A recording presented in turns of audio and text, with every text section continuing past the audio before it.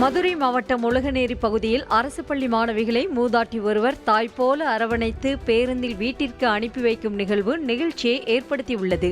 ஒத்தக்கடை அரசு மாதிரி பெண்கள் மேல்நிலைப் பள்ளியில் பாண்டியம்மாள் என்ற மூதாட்டி பள்ளிகளில் இருக்கும் மரங்களை பராமரிக்கும் வேலை செய்து வருகிறார். அத்துடன் மாலை பள்ளி முடிந்து பேருந்தில் வீட்டிற்கு செல்லும் மாணவிகளை அந்த மூதாட்டி அக்கறையோடு வழியனுப்பி வைத்தும் வருகிறார். அவர் மாணவிகளை பேருந்தில் ஏற்றும் போது மூதாட்டி அதட்டலாக பேசினாலும் பேருந்து புறப்படும் போது பத்திரமா பார்த்து போயிட்டு வாங்கன்னு செல்லமாய் வழி அனுப்பி வைக்கிறார்.